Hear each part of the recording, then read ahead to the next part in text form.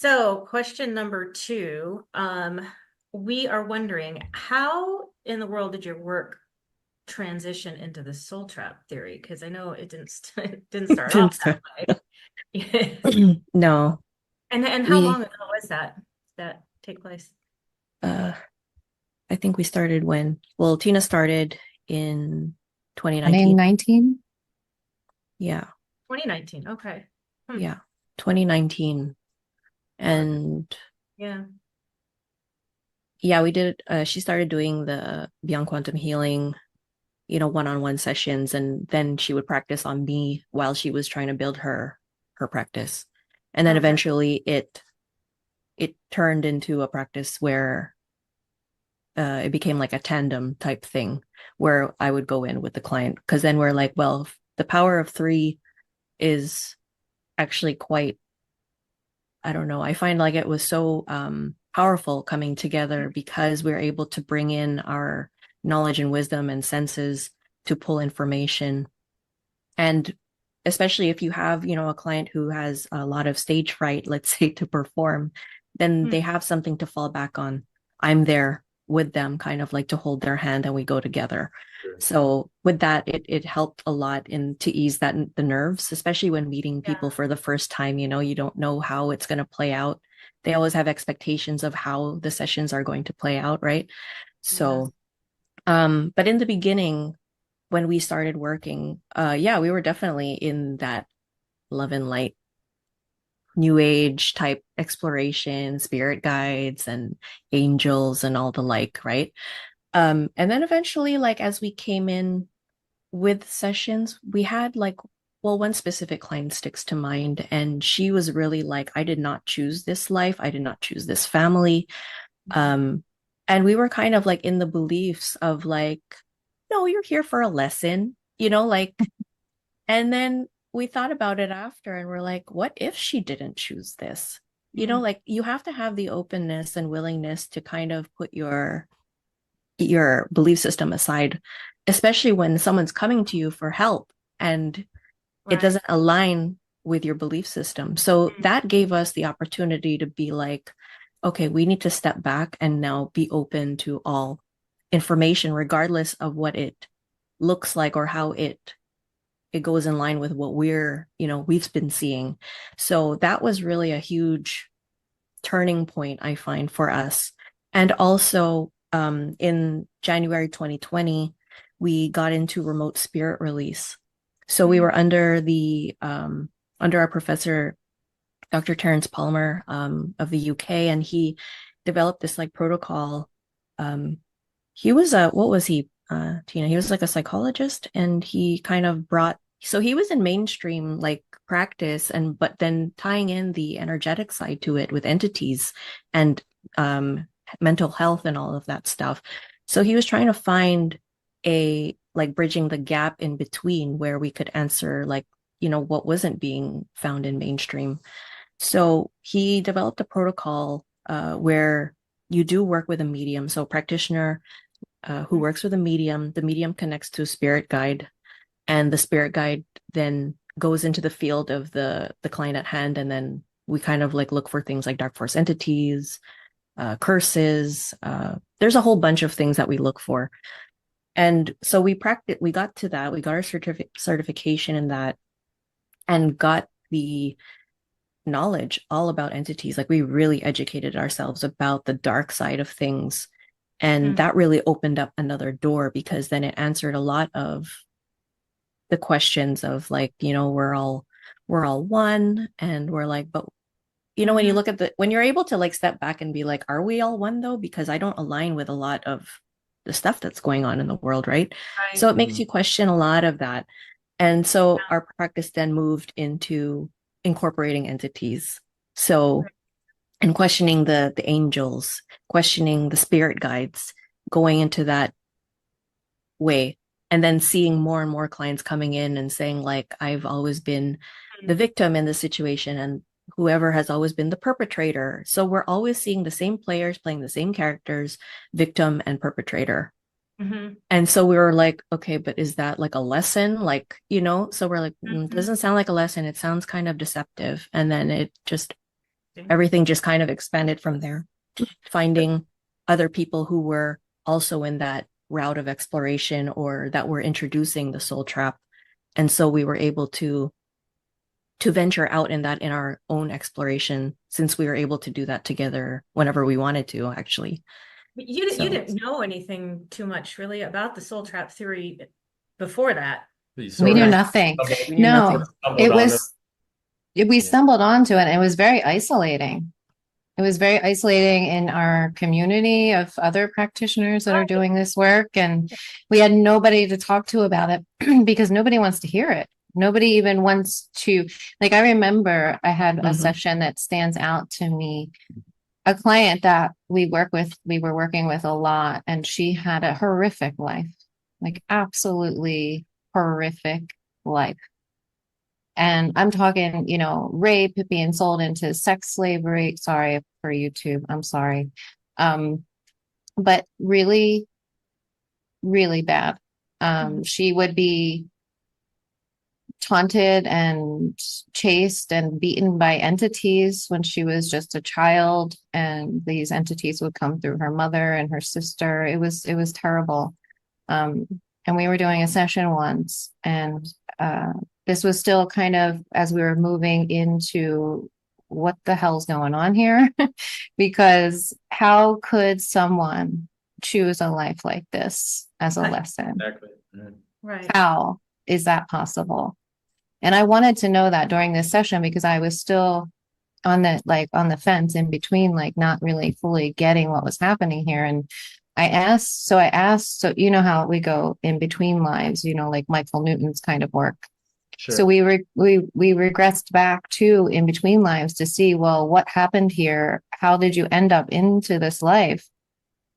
And when we landed in that space, she was confronted with light beings. And I remember she said, this doesn't feel right. They're telling me to get out, and they feel like false light beings. Mm-hmm. And neither of us really even knew much about false light or what that was or anything to that effect at the time. So I really didn't know. Like I asked a couple more questions to see if we could get anything, but they were like, no, get out.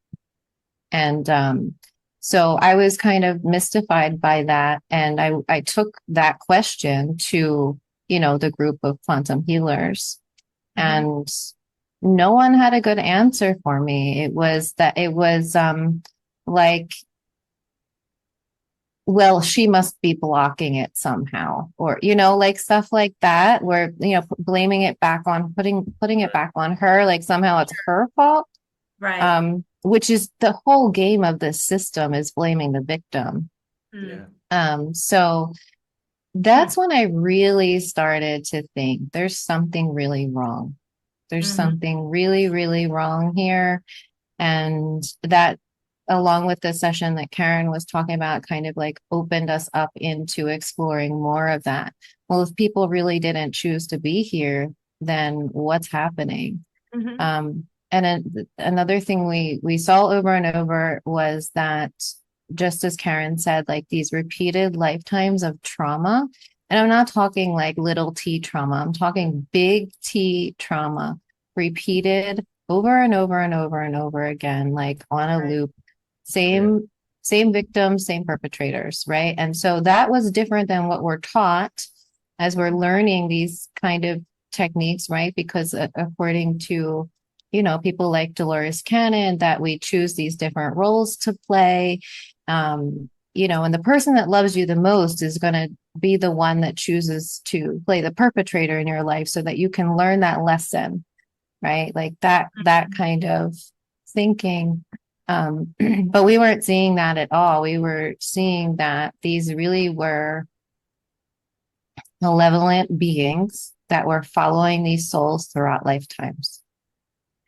We were wondering, you and I, we all talked previously, and we're so curious, like, why do you think, like Dolores Cannon and Michael Newton that you mentioned, their work, they didn't talk about this. This supposedly didn't come up, these kinds of things. Do you think that maybe their controlled opposition? You know, do you have theories why their client supposedly didn't have some of these things happen in the sessions?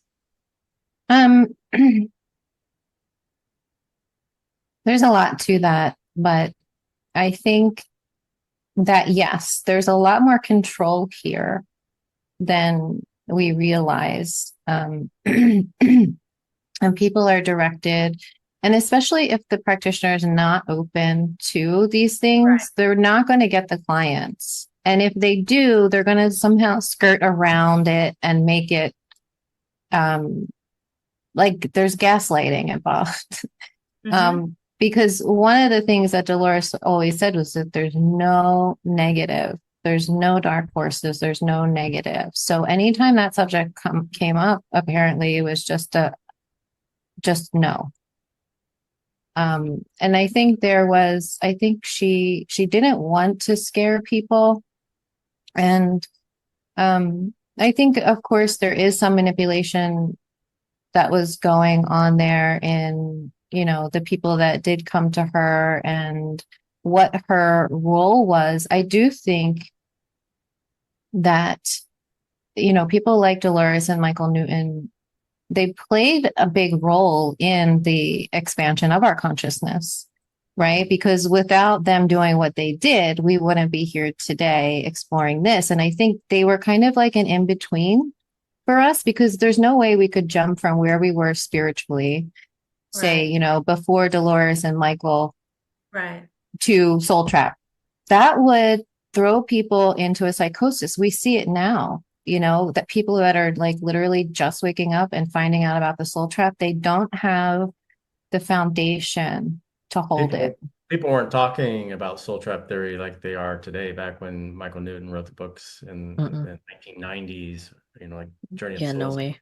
so early 90s or something like that, mid 90s at the latest. So yeah, there probably people wouldn't be in their subconscious or in their conscious mind to answer that way. Maybe they suppress it themselves even. Right.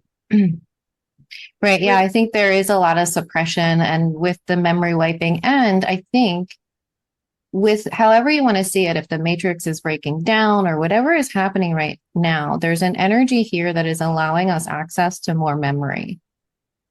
So I think that it seems like a progression to me, like a progression in the awakening and how we are able to process information.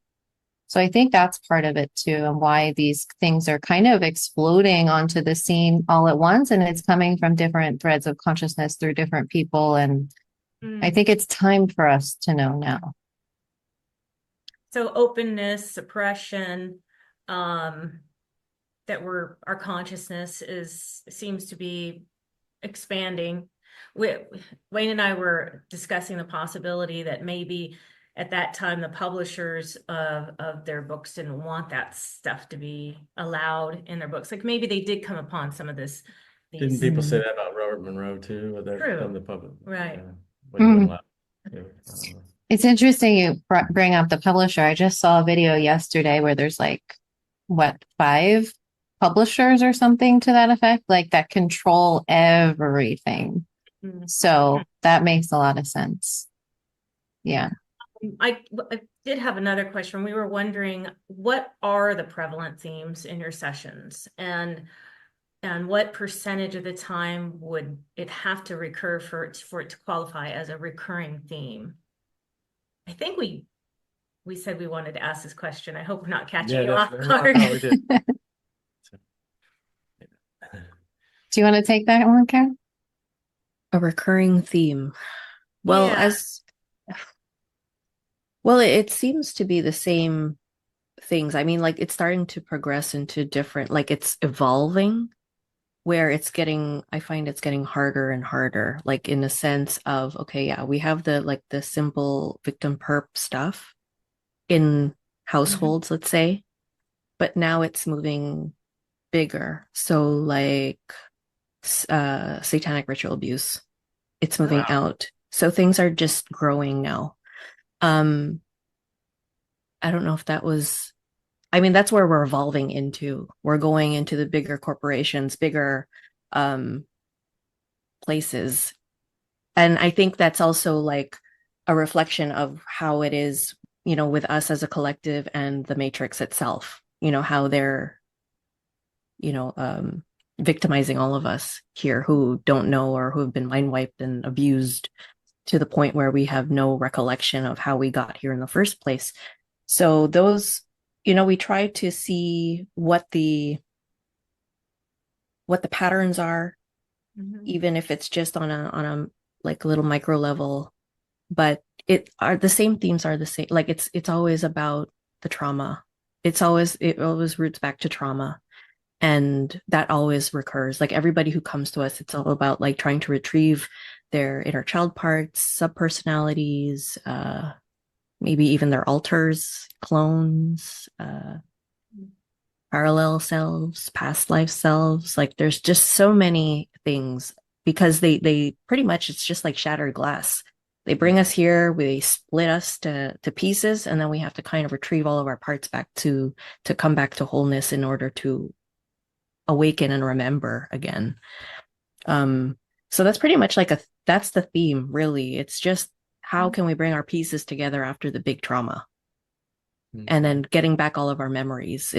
Yeah, and it just really depends on how that plays out. And then, so I can't say that there's a specific, but that's really like the bottom line of the theme. It's trauma and how to bring ourselves back together again.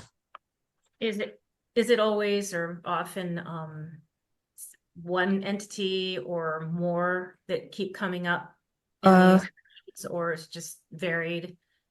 It's varied. However, like as we see, like we like to peel ourselves. So there's layers of our consciousness and our experiences. So sometimes we'll see a couple of entities out top. And then as we keep going, there's more and more contracts, more cords, more entities, more splits, more whatever. Sometimes they could have thousands of splits and then attachments to each split. So, we try as much as possible to utilize our time in order to kind of like gather as much as we can in that layer, remove all the energies, the entities, attachments, contracts, cut the cords, and then send a lot of healing and then try to integrate very gently as much as possible. So yeah, the deeper we go, the more we're uncovering. And so it feels as if like, yeah, up here you might have like a little cute, entity out here, but then the deeper you go, new levels, new devils. And we keep going and going and going and people like really have to be ready to go through the layers because it is a lot to carry, a lot to hold. And to a certain degree, people just start to get resistance because of how hard it is, like it's hard to wrap your head around. It's hard to even bring yourself there, to even think like, why me? Like, why would they do that to me? Yeah. So we do it very gently. Anyway, our approach is very gentle and loving, and we create a safe space anyway, so that the people feel safe enough to go there. Like you're not alone. We always ensure their safety. You're only going to see what your inner wisdom deems appropriate. So, and we sit with them. Like we're not forcing anything to be like, we got to open up that scary door and you're going to go through it and look. If the door is there and they're not ready to go through, we don't push. We're just like, we're okay where we are, sit with it, integrate. And if and when you're ready, or you still feel that there's a block in your life, because some people might just be fine where they are. I just needed this and I'm good in this level and I'll keep going until I'm not. And it could sustain them for the rest of their life. Sometimes it doesn't. And then they come back and then they're ready to go to the next layer. What are their chances lower of getting out of this reincarnation cycle if they don't address some of these things? I wouldn't say. I feel as if it's like, if you are comfortable and in your own power, it's like, yeah, there's always new levels to the game, right? But I do feel that if there are more in their power, then they have more chances of getting out of here. I feel like it's just like, you don't need to be at 100% to be like, okay, now I can go. you really just need to be in a great space in terms of like integrating as much as you possibly can, mind, body, spirit, soul, all of it. Being really confident where you are able to, be able to recognize, what's wrong with this place, but able to create quality of life here. Right. There's a balance in the approach too, Yeah. which is really important. If you're in a balanced space and you're not like rocked by the fear or Right. too much of one thing and or not the other, not denial either. You want to be like, okay, I see what's going Yeah. on. I'll deal with it when it comes. I'm pretty good today. Like that's where we want to be. And I feel that when you're upon exiting, like we are preparing for death, right? So you have to be okay with the death portion of it. Like, okay, if I go, I think I'm going to be okay. Like that's where we want to be. Yeah, and that makes a lot of sense. Well, Yeah. you're mentioning the splitting and all that. So we were curious of like based on your sessions, do you have any opinion on the origins of our spirit essence? Like, for example, are we independent, eternal spirits with no beginning or end, or do we come from source and need to merge back? Has anything emerged from your research on that? That's a big question.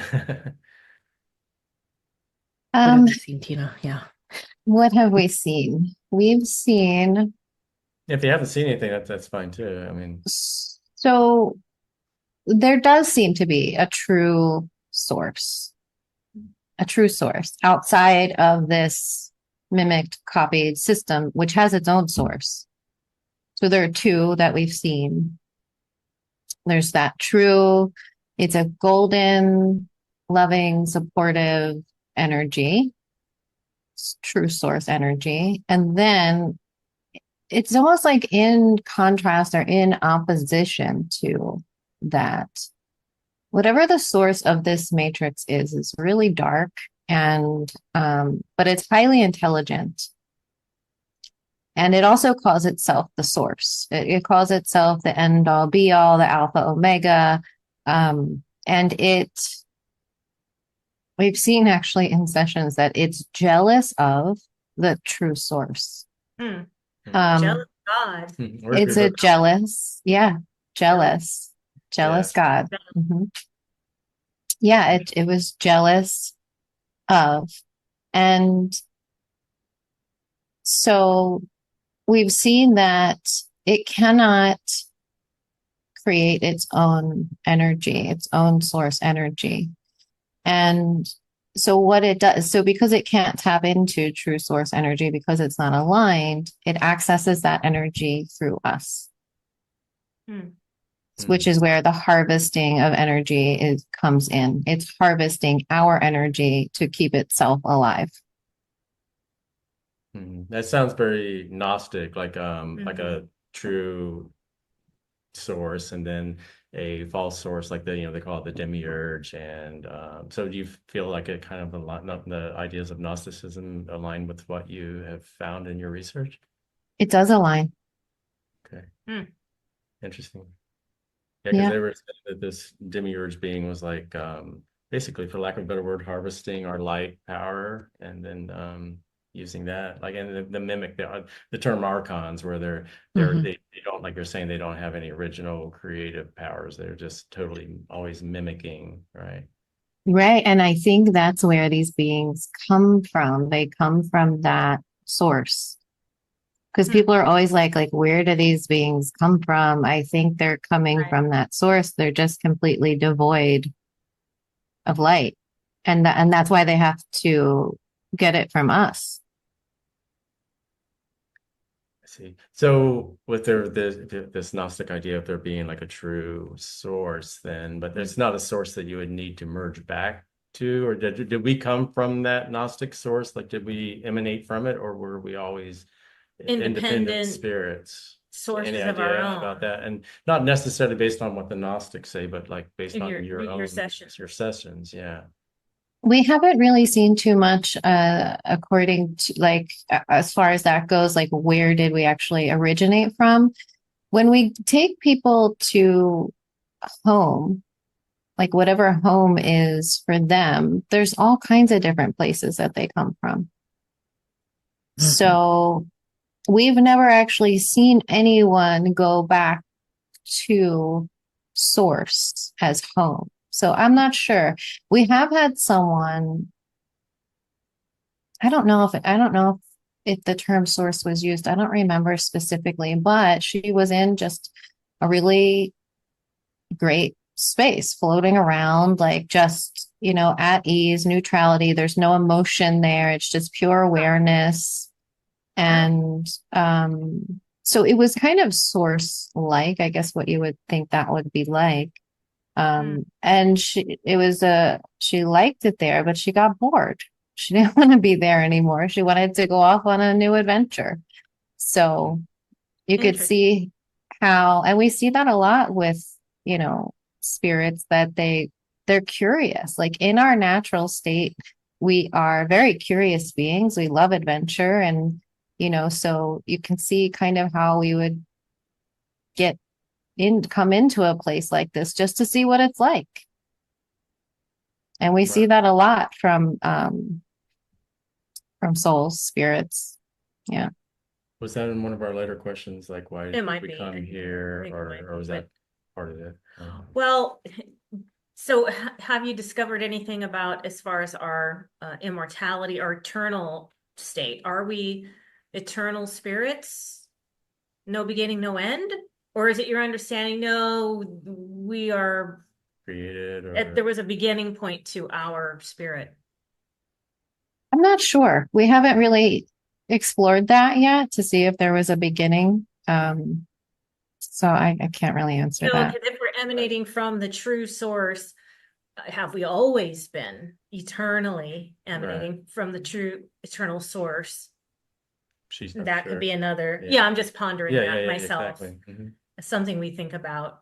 And we appreciate the honesty that, I mean, because like we said, these are the biggest questions everybody asks, and there's never any satisfactory or conclusive answers to them. Right. You guys are kind of in you're, I don't know, trailblazers in like a relatively new field of research. I thought maybe you had some interesting insights into it. But Yeah, yeah, none that we've seen in session. It's always like we've only gone as far as where home is. So whether they were born out of that or they just right. existed there or they were, you know, we can only assume. I personally feel just intuitively that we are, I mean, if we are extensions of the true source, then yes, we are all and nothing. Like it's just like we're all just consciousness, pure consciousness, however that may manifest. So it's not really like I don't know, the way that I see it, I just see this like big ball of light and we're just kind of coming in and out of it. And then however that is, like I don't know if we just get sucked back in and we're like there and then we could come out and do whatever the hell we want. Like I just see lights coming in and out of the source itself. So that's just what I Do feel. you differentiate between like the terms soul and spirit? Have you found that there's like, I don't know, for lack of a better spirit and then a soul, like soul's an interface between earth and the spirit or Yeah, it feels like spirit is more correlated to our consciousness, and the soul itself is kind of like our matrix. What do you call it, Tina? Like, Container. yeah, our container. Container. So because it's everyone like, has different terminology. Yeah. yeah, um, how we've seen it. I know there was one session that we saw where we were out there in the matrix, like really far out, like I guess like where some of the entities were. I don't know if they were insectoids or they were just doing their job. They're kind of like science entities wearing their lab coats. They were looking like, you know, like the thing that you put in the eye when you're looking at diamonds. Like they had that Monocle on, or yeah.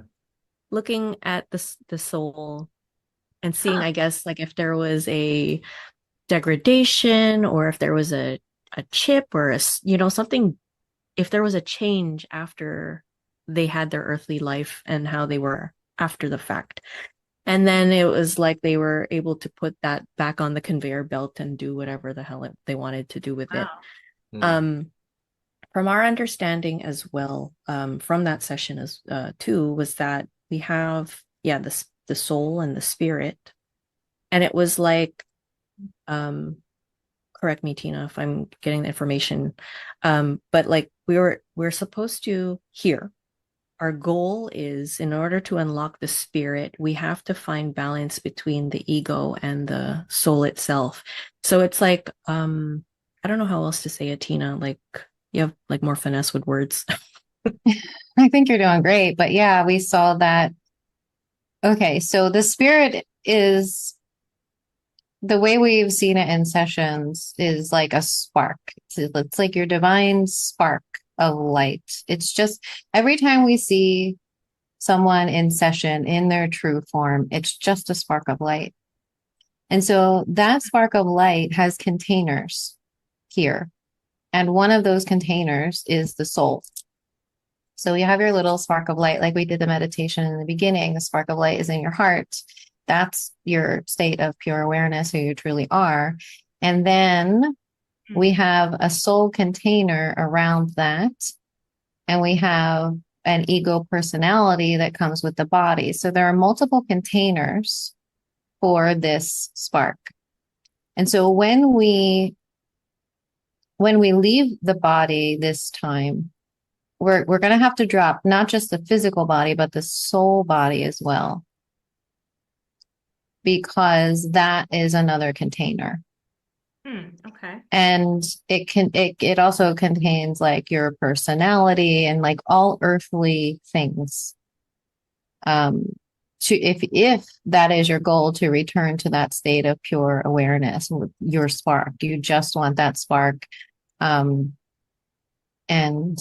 yeah, so that's the best way to describe it, and how to really unlock that spark and set it free from the body and the soul is to do the work now, like we were talking about earlier, is to do what you can now to really be able to hold information like this and not let it rock you to where like the fear sets in and it's like, you go into that death spiral.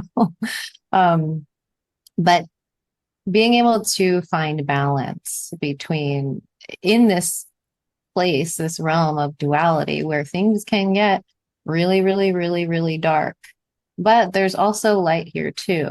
It might not be as dark as the darkness, but there's still a little bit. And so you have to try to find balance in between those. And once you come into that state of balance, it kind of unlocks. It's like that's what we saw. It was like an unlocking of the spark.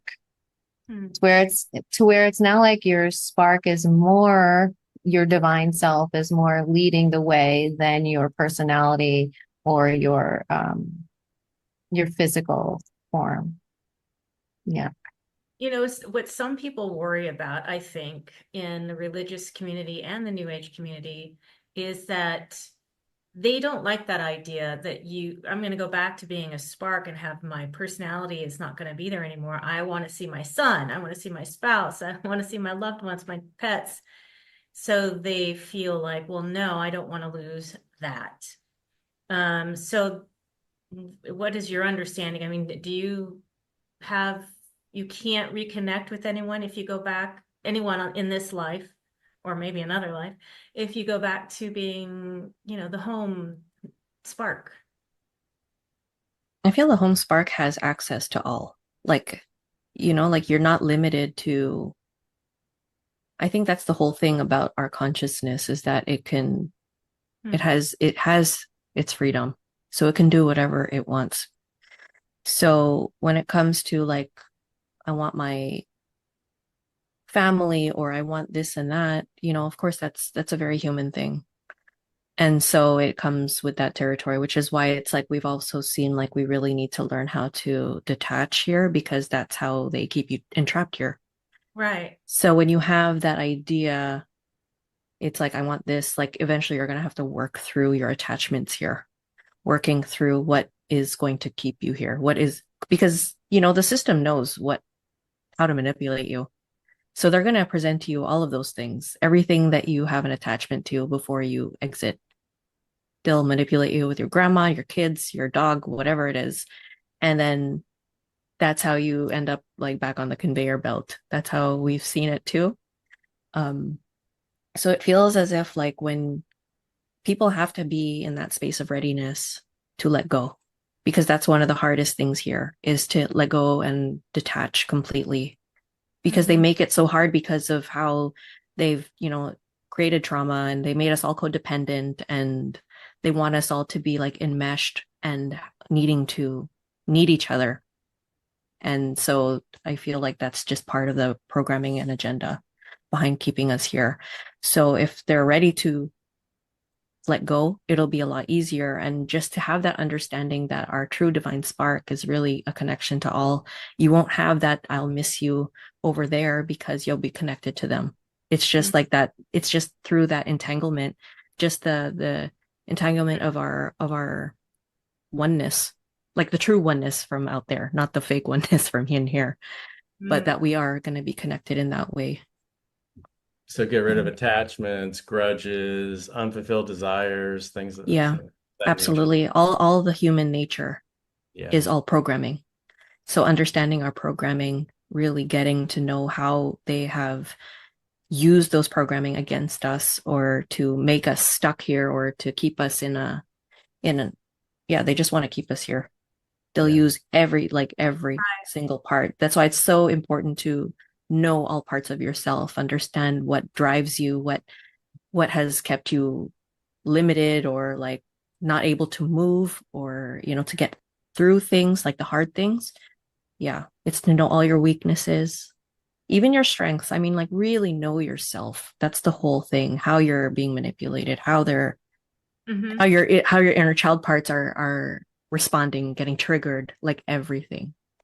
It's a lot of work, like inner work It that it makes sense to requires. me how they can manipulate us to keep coming back here, but why did we come here in the first place? Our very first incarnation to Earth. Have you learned anything through your sessions why particular spirits would choose, or were they, you know, uh, forced or just manipulated from the beginning?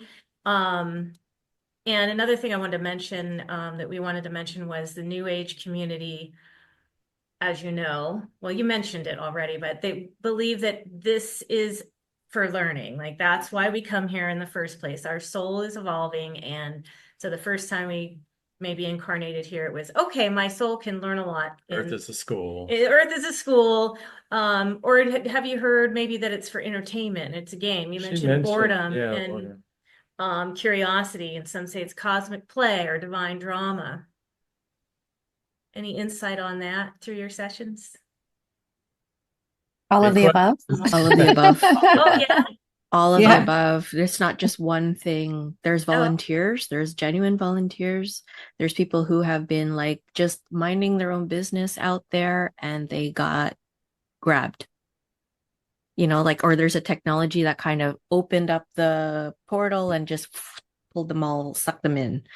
Oh. Um, there's also, I think we saw copies. They made copies, like they copied what we saw in a session was that they had a technology where I think it was back out there, like the one where I was saying that they were looking at the souls. Uh-huh.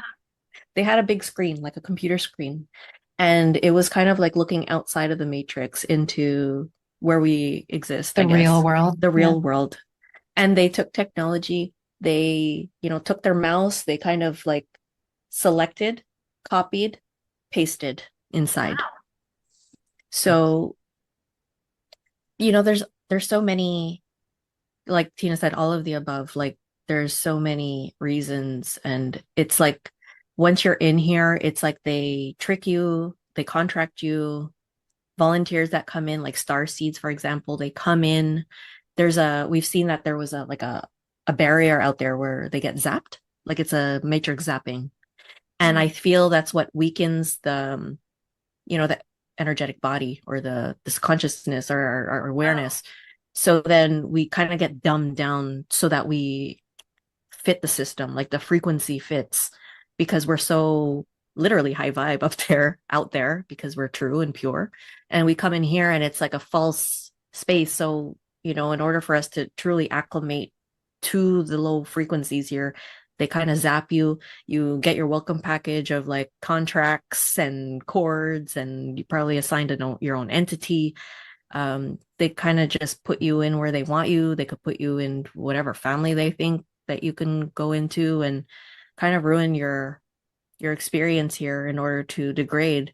The purer you are, the more they want to traumatize you. So there's a correlation between that as well, to keep those high vibe sparks from ever getting back into their own power. That's why it's so hard sometimes for people to see themselves as powerful, because of how degraded they have become in this lifetime because of the big traumas, and not being able to see past the humanity of it. They can't see their own reflection because it's so blinding. So that's why it's really hard and tough to break through the humanness, we find. You really have to be able to see that, because it's like, well, how the hell am I powerful if I can't feel it? I don't see it. They have no self-esteem. They rob them of their self-worth, of their divinity. They rob them of everything. They split them, so it's even harder. So there's tactics that they've done to really prevent people from really connecting to themselves.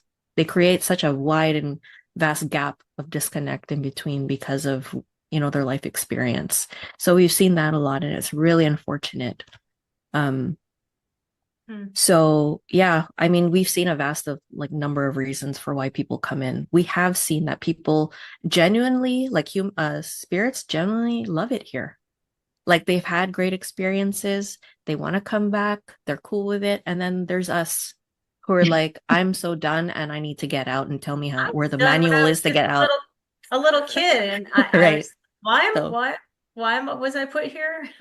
right. I Excuse think me, you have take me to back. get to that point where you're seeing through all the BS, and you're just like, I'm done.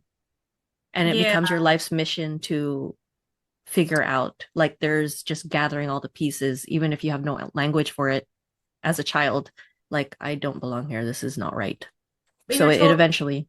you're programmed to be positive, and it's beautiful here in nature and all these wonderful things, and it's you are what you think, and it's Right. like pressure, like where something's wrong with you if you think this Right. is such a bad place and you're not grateful enough, and da da da da, it goes on and on and on. You're like, okay, I guess I'll zip it and I'll just love it here, even though it's like, what? Right. Yeah, I think we have to go through that programming of the gaslighting and fighting through it to get to our authenticity, to be like, no, it's not good here, and no, it's not my fault, and no, I don't, it's not positive. Like, how can I be positive? This is depressing.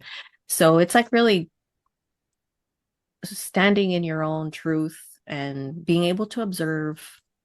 It takes a lot to balance. Again, it's all about balance, right? And to not feel so isolated. I think that's really the hardest part for a lot of our clients, is the isolation Hmm. and not being able to talk to anyone. Like, I find we're also spread apart, and that's also another thing. There's not Tactic. very many of us, yeah, who can talk about the topics that we're talking about Yeah. openly. Like, I can't even imagine like having this conversation with, like, some people in my life, and they look at you like you're crazy, right? So it is an Yes. isolating experience. So that's why it's lucky that we have, you guys have each other. I have Tina. We can have these conversations together, and it's like, we have a community out there who wants to know and learn and kind of like soak it all up, because it is a hard place to be in, especially when you don't have resources. So Yeah. For those of us who don't want to be here, do we have free will? You were talking about someone was just grabbed and brought Sounds here. like, well, it sounds like, Right. yeah, we come here for a variety, Variety of according to your reasons, sessions, yeah. there's all kinds of reasons that But we, if they and can't I enlist mean, you to volunteer, and will they just go and grab you against your right, will? that was another Ultimately, question, do but we it have? sounds like they're Right. getting more souls to come here. I mean, if it seems like it's growing in population, right? Mhm. Um, and so I don't know if they have really good marketing or something going on, like, oh, you're gonna, your soul's going to really grow, or you're going to just have a really great time. Who knows? But Forgot to read the fine print at the yeah, bottom. don't worry about the fine print. You're gonna, it's gonna yeah. be, um, And it sounds like, yes, some of us freely came here and some of us maybe didn't. Now that those little ET zappers or whatever the technology that's gets them to come in here, like how would we avoid that in the future once we get out of here? That Right? we don't know. Like, I don't oh, know. that does not sound very good. Well, something to look out for too, and this is really kind of depressing, and I hate to even say it, but We're already depressed. Go ahead. they have technology that can grab you right out of the body as you're dying. So, And Soul catcher type thing. well, if you, yeah, so can't we put up protections on a regular basis? I And think, yeah, and to be aware of that possibility upon leaving the body. And this is especially used on those that are extremely targeted by the system. Um, I think there are some of us that they're just going to let go, and there's some of us that they're really like we're an asset to them. So they will try to keep us here at all costs. hmm, Um, and those are the people that they're going to use that technology on to try to take them right even before they're even out of the body, to just suck them right out. They have the technology to do that. But there is a split second, like before, like if you have the awareness and you have that split second before that technology is used. Here's the thing about the spark, the divine spark, is it can travel at the speed of thought. So instantaneously, right? There's no like, I need to go through all these realms, travel through the astral, find the door, go through the hole and that. No. If you drop the physical body and you drop the soul body containers and you're just that spark of light, you can travel at the speed of thought through quantum entanglement and be home in an instant. That's what I am focusing on as far as leaving the body. Right. That's my plan as of right now. It can change, but that's my plan for right now. Um, so yeah, that's another depressing thing. But you've actually heard clients say that they snatched them right out of their body before they even left, like before they. Not our clients, but I just there's a community of people that are targeted by the military Right. specifically for the programs and secret projects and that kind of stuff. I've heard some of them talk about that technology, and hmm, they have assets. This is the thing about NDEs too, is that nobody dies by accident here. It's all orchestrated. And so these NDEs are being orchestrated by these beings to for the propaganda. hmm, Like right. they're not just like, oh, this person died, so let me, introduce them to this propaganda that they can bring back. No, they're controlling the whole death process too. Like that doesn't happen by accident. That's all part of the orchestration. And what Right. they're doing is they're orchestrating that to introduce this propaganda to make everybody believe that Earth is, such a great place to be and go to the light and it's so beautiful over there and all of this kind of stuff. Become Um, salesmen and women. exactly, exactly. They tried to do that to me in 2018. Mm. Um, but I refused to leave my body. I didn't know exactly why I was refusing to leave my body, but there was just something in me that was like, no, absolutely not. Wouldn't do it. And very soon after that experience, I had my own first regression where I saw myself in a soul pod. Wow. That's very interesting.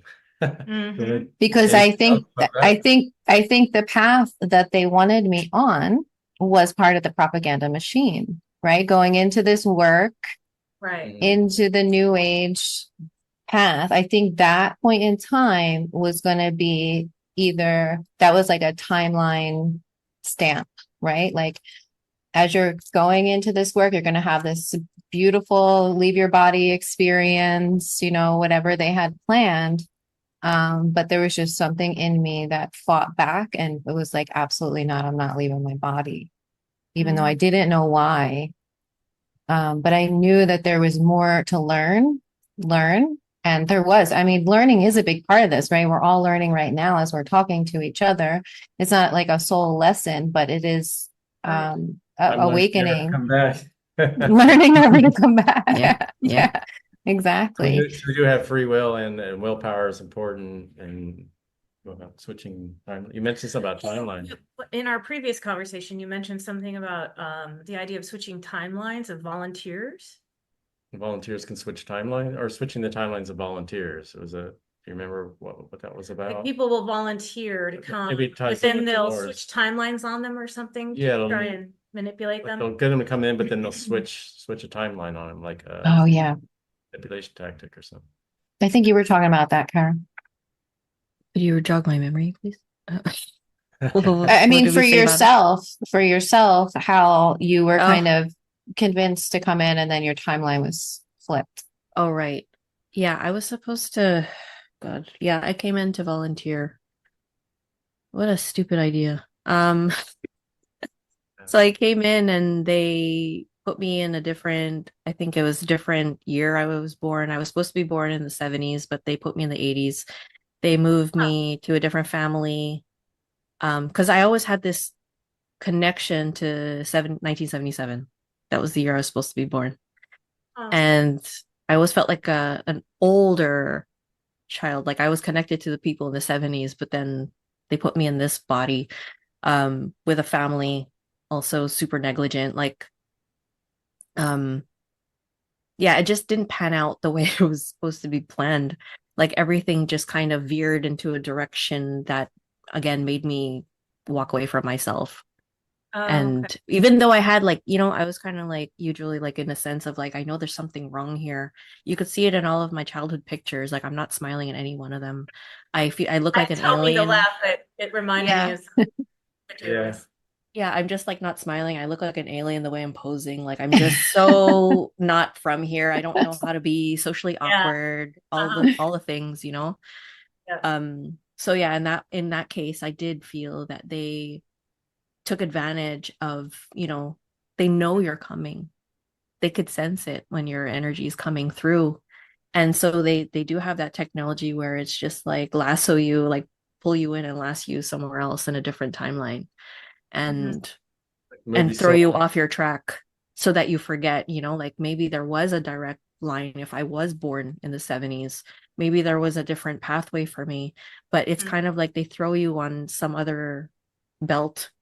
You kind of land where you land, and then you kind of have to deal with like, okay, I didn't plan for this change, but okay, let's go with it. Yeah.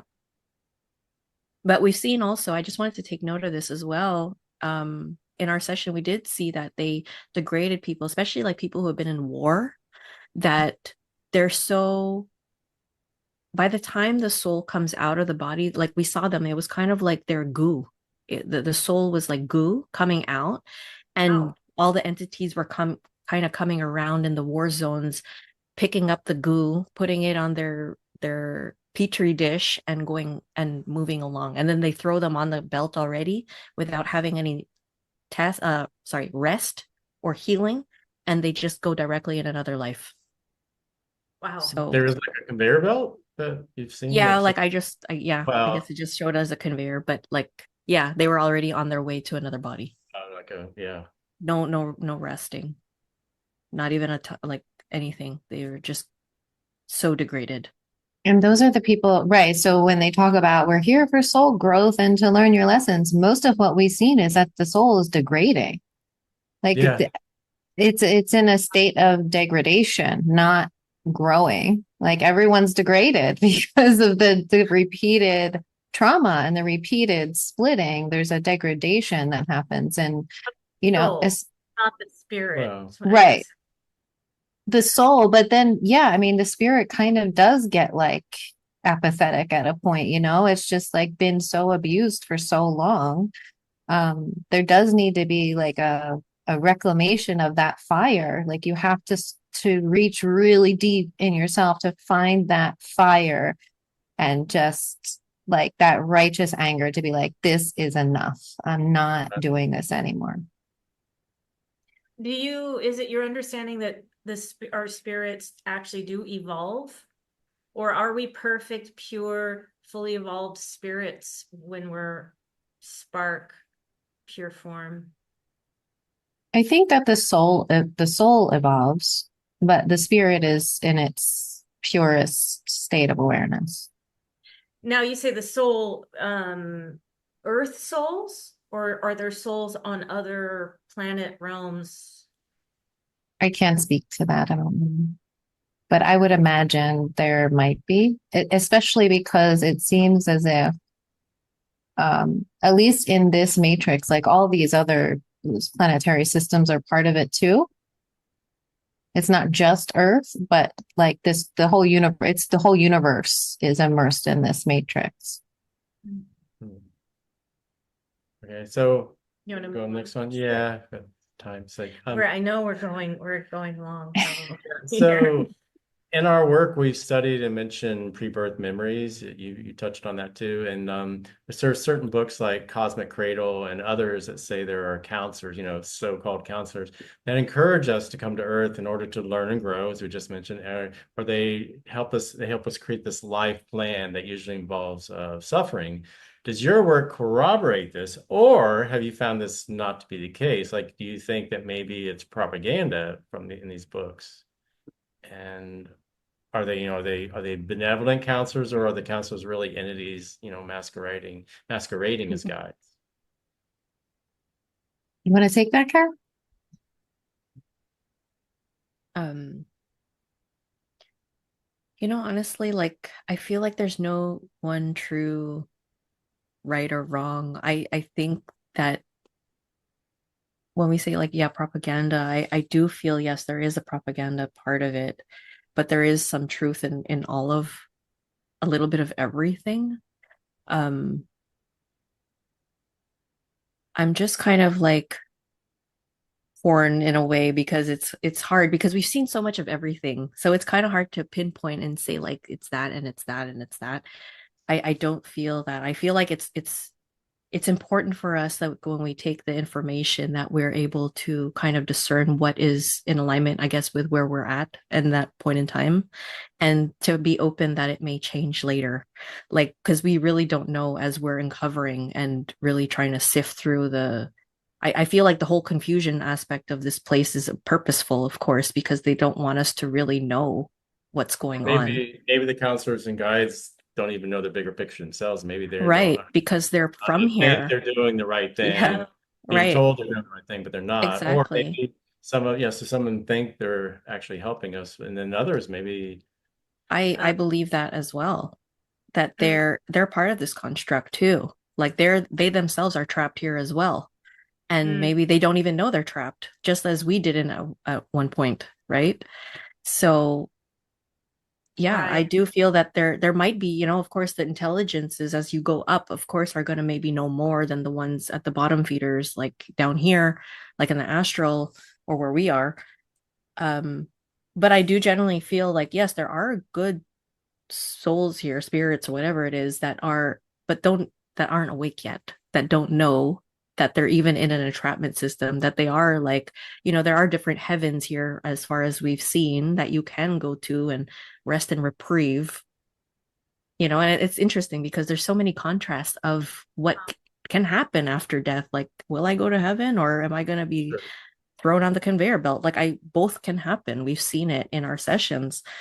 So I think that's also another thing. It's just like, again, confusing. It's more about confusion. They create that confusion. So you're never too sure about where you're going to end up. If it's a roulette, if it's purposeful, if it's just they have their own agenda out there and we just did not get the memo how they work.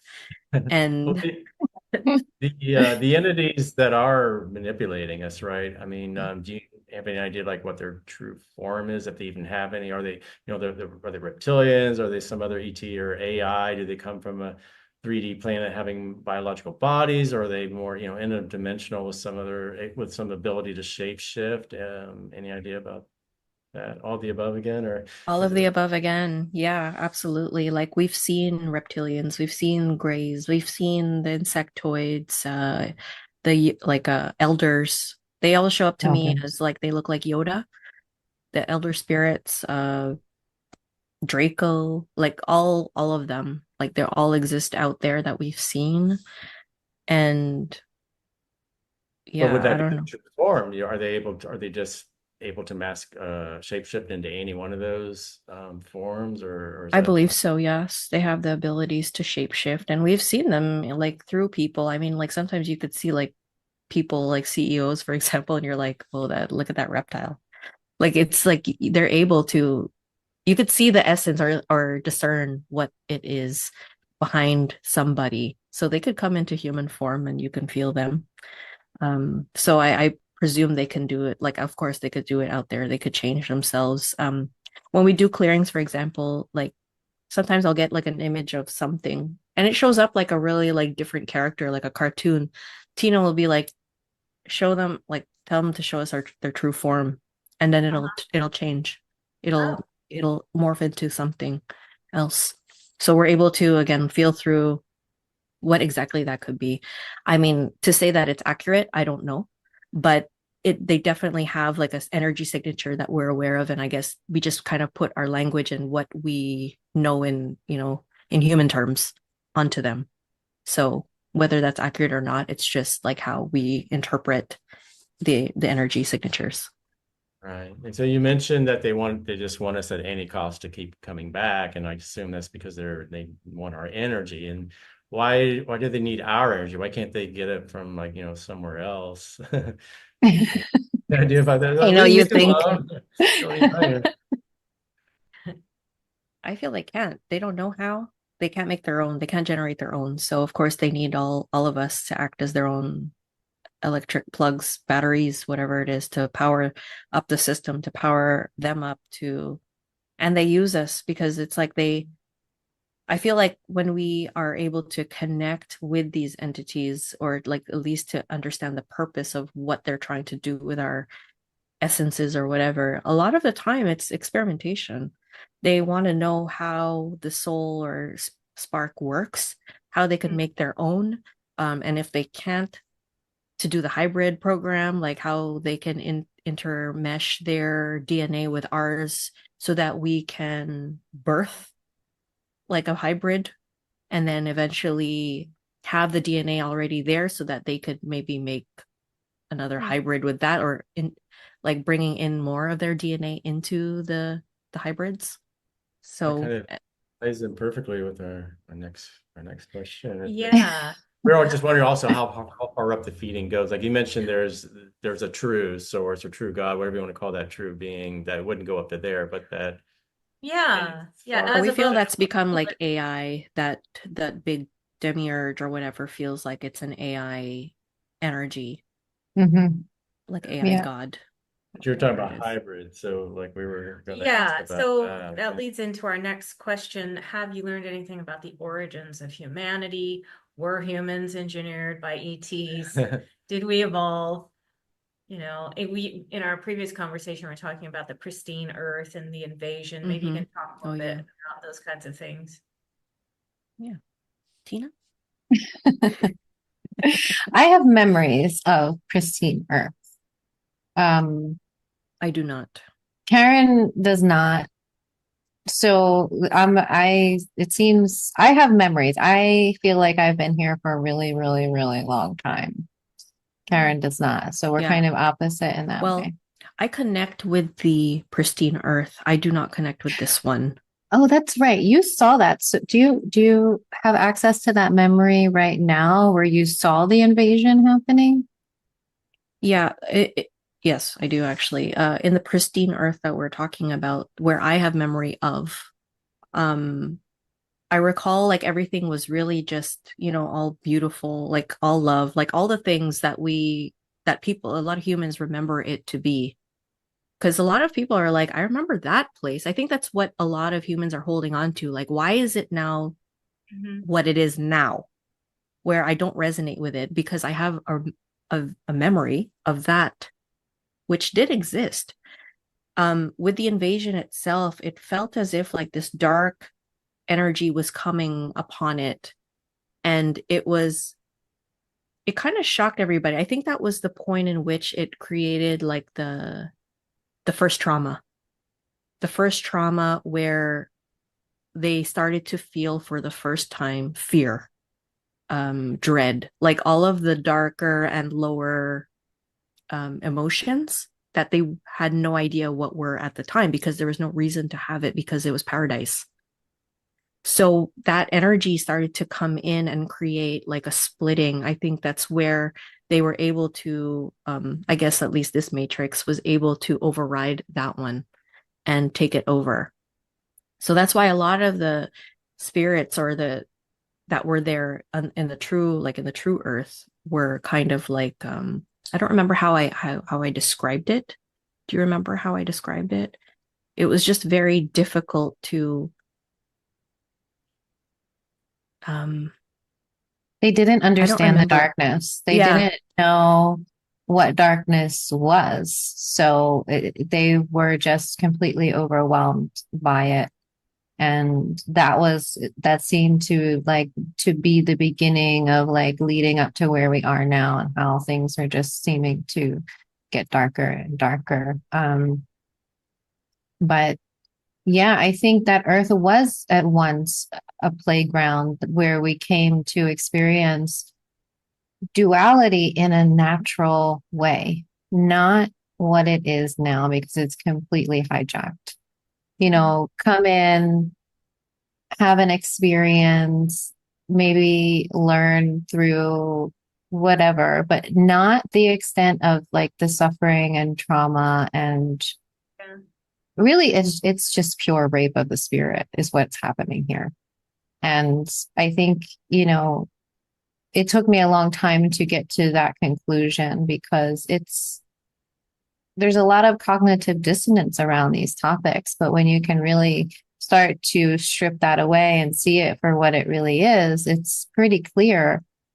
So yeah, that invasion, and there's people that are holding on to that remembrance of what Earth used to be. And that's also what's keeping a lot of people tied here is like just hoping. And so that's feeding into the new Earth narratives and the ascension and like all that kind of stuff. That's hooking into the people that have those memories of the organic Earth. Yeah. And that's what's like pulling them in and keeping them here and then, uploading into the meta. Yeah, makes sense. Mm-hmm.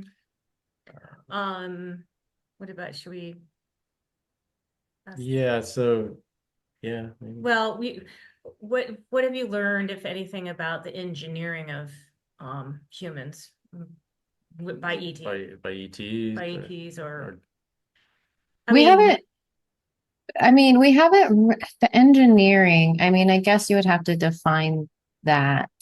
well, you mentioned Um, hybridization possibly, like oh, they maybe okay. took their own DNA, yeah, took the primitive man and maybe did some kind of yeah, laboratory you have splicing or some something, something like details that. on The whole Sumerian tablet narrative. Uh, that. I don't know if you're familiar with that or not, but I can't really speak too much to that, but I know that there definitely has been tinkering with our DNA for sure. And it's happening right now. It's happening all the time. They're taking people, they abduct people yeah, all the time. And most people have no idea that it's happening to them. I would say it's happening to most people. Mm. And they really don't because their technology and their memory wiping is so good. Or people just wake up and think it was a dream and they go about their day and, like nothing happened, but it's happening in the background all the time. Yeah. There is a lot of foul play. So where are the benevolent higher dimensional physical or non-physical beings to help humanity out? Not that it's like, it's not, I know we don't want to say we need a savior and I'll just wait around to be saved, but a little help wouldn't hurt if they're around. Gee. yeah. I You saw, kept if you saw somebody being raped or robbed or something like that, and you had the ability, you would to step help in and you'd step and in. prevent it, right? Yeah, Any insight on that through your sessions? I do. I mean, I like to look at, I guess, us first as humans. We like to find where the good people are. At least that we start with that on a human level. I feel like a lot of us that are in this community too, they're so turned off by the fact of spirit guides or any guides that any that comes in, they're going to already dismiss it. It's like, nope. Uh-huh. So there is already like a, no, they're not here. I don't believe it. Because even if they did present themselves, they're already not connecting with them. Right. So, I mean, it does come with discernment. It does come with um your openness. I mean, of course, you need to really be on top of the discernment. We try to say that a lot to our clients who are just really Mhm. not really understanding energy and they're like connecting with God knows what. And we're just like, maybe right now you shouldn't do any of that until Mm, you are so sure what you're right. connecting with. So then it comes to a point where we become so self-reliant that we're like, well, I don't need to look for anybody else out here or any energies. That's what it comes down to. Um, but Tina and I I feel like we have been divinely guided, whether it was from our own inner wisdom that has guided us to where we are now. I like to connect with perhaps higher aspects of self that may exist in this place if Mhm. I am going to connect with anything. So at least I know that it's coming from my own energy signature and self out there. So, I mean, I don't go outside and look for an archangel. No, I'm just going to be like, whatever my highest aspect of self that exists, please guide us or like guide me or show me Mhm. something that I can take as a piece of the puzzle and I'll discern it or I'll put it in my back pocket. Maybe it'll make sense later. And so we always get little tidbits of information here and there, and then we're putting it together. So I do feel that yeah, there's a lot of people like now it's just like now that we have that programming of like spirit guides equals bad and whatever, no one's looking for them. No one's going to trust them anyway. Like I Mhm. don't want to. So I mean, I do believe that they are there. It's just Mhm. that are we listening to them or like it really depends on the individual. But I do feel that they are because Tina and I have been guided to where we are now, and we have been protected a lot in especially where we've explored. Like we've Mhm. gone to the devil's basement, like we have been there in exploration and come face to face with demons, and we're still here and still somewhat sane. Like, So much. yeah, somewhat sane. Like we're pretty sane. Yeah. And Yeah. like so there is something. I do feel that there is something to it. It's just that we're not actively like Mhm. calling them what it is, but Right. And it's plus they follow the rules. Like the good guys follow the rules, right? So they're not going to interfere in your life really unless there is some kind of emergency or you ask for it, Right. right? So there's definitely a benevolent presence here that does intervene at certain times. I mean, we've had clients where they've been saved from the rape in the alley or the car accident or the whatever this thing is that's the tragic that's about to happen. They've been saved by something paranormal. So there's definitely something here that is intervening on behalf at certain times. And that can also be other aspects of ourselves that are intervening in those timelines. So I think there's a lot here that I'm just beginning to explore time traveling and how we are time travelers and how this is um like really crossing over into these different timelines. And I mean, there's so much that we can do that we just are beginning to tap into. So, I was just going to mention that, speaking of skeptics and really cautious. I mean, Wayne and I now are so cautious about any external sources outside help. But I do like to keep in mind that you two are benevolent, truthful beings trying to seek truth. And we are, the two of us developing this connection and relationship with you. I mean, I feel like I at least need to have that open to that possibility that also in the next realm, in the non-physical realm, where there's benevolent, truthful beings. And I do keep that in mind all the while using protection. So Yes. overly. Very We good. have an additional note in our afterlife affirmation. Like if our affirmation doesn't quite work the way we want it to, we do have that as like a provisional. Right, like you had mentioned before, just benevolent, truthful beings can interact with me. Those are the ones that can. Others, no, I'm invisible to those who are not. But Yeah. In your sessions, have you gained any information on the matrix itself and its construct? Like, for example, I know you mentioned like a barrier zapping and your pod that you were maybe in. And has anyone mentioned, pods and grids, electrical fields, domes, the tunnel and white light, or anything on Saturn, just anything that has to deal with like the matrix? Well, Your we could little talk about tidbits that that all you tell day. us about it. You want to take that, Karen? Yeah, we've seen again all of the above. Like I really, find that they make it so complicated. Again, it's very complicated, and it's not. This place has just anything and everything that you can imagine exists here too.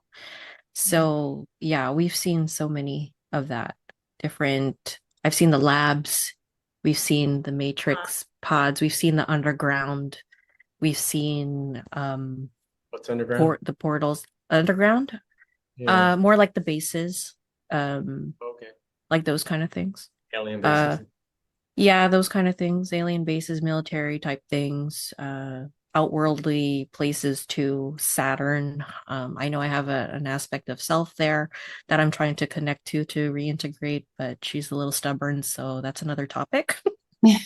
Anything doing with like the sun or moon specifically? Like the moon keeps being brought up as like maybe A having a base or something. Well, censure we've on it. seen it as base, a We had, portal. yeah, we had that one session.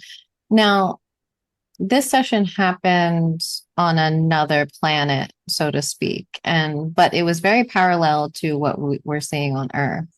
Now, on this planet, they were enslaved, like physically enslaved and forced to do labor or something to that effect. And they worshipped their moon. Their moon was like their god, and they were taught to worship this moon. And so at the end of their life, when they left the body, they would go straight up to their god, the moon, which ended up being a soul recycling plant. Wow. So it Nice wasn't, surprise. yeah. So it wasn't necessarily Earth, but it was very parallel to, what we suspect seeing from the moon. And, people have seen before. I don't think we've had any personal sessions where people have seen that from the moon that I can recall, but that was the one that came to mind when you mentioned that. Yeah. So Any insight into the sun itself, maybe, or is it like some kind of power generator? I mean, anything to do with the sun? No. Maybe you Not did not mention session clones. wise. I'm kind of interested in that. Like any information you give clones. us on the clones and the NPCs. hmm. Clones. I mean, like the clones that we've seen are more related to the secret space program and all of that, those kind of things. Um, we have seen also, like, in contrast, not necessarily like clones, but more so alters, um, avatars that are created for the metaverse. So like now that they're creating this place as like a cloud, like they put us in the cloud because it's all AI generated right now. They want to move us there. I think that's why, like, when people are saying like, oh, we're gonna go to 5D, we feel that 5D is the metaverse because it is what you make it. It is like where everything, you could have so many alters, like, oh, well, I don't feel like being this body, so I'll just go jump into that one. And, so we've seen that where they've downloaded all of our information. They use all of everything that we've done online, and they've networked ourselves according to the people we know online or that are friends with us online. So it's almost like, okay, so let's say they download Wayne. They know that you, Julie, are connected to Wayne. So they'll download Wayne's information from you too, to create another layer of him. They see all his family, let's say, they download all their information to create more of Wayne from their perspective, and so on. And it builds itself. So they kind of have like a view of Wayne in different like different visions, views, perspectives, exactly. And so they could create altars of Wayne in the metaverse. So whoever you were at the time, let's say everyone pretty much joined Facebook back in like the early 2000s. So they have a version of you there, and they watch as you're evolving. Let's say you stop using Facebook for a couple of years, you come back again, they download that part of you. And so they fill in the blanks in between to create different altars. Wow. So yeah, we've seen that. So I mean, like, there's so many variations of how they're taking our information from the cloud, or at least bringing us there, because they've also taken people's consciousness via the technology. We've seen that a lot too. So you see how we're in a generation of technology. The children are literally glued to their devices, like it's like, and then the consciousness is being pulled from the technology and then pulling their consciousness up into the cloud. And so like this cloud or the metaverse or something would be like another matrix within this matrix. I mean, It's a an trap within a inception. trap. Yeah. Yeah, how it's an many trap within a dimensions trap. or levels do you think this matrix go? It kind of ties into the other question, like how far up does the deception go? But I mean, yeah, any idea like how many levels, or like all these dimensions all the way up to, like, I mean, the Gnostics were talking about what, 12 or 13 or something? 12. Yeah, 12. People have this misconception that just because it's a higher dimension or higher realm, that there's no deception there and it's all perfect and love and light, which is not true. The deception goes all the way up to the 12th dimension, from what we've seen. And because it's all part of the system, the only way really to escape that deception is to get out of the system. Mm. Yeah.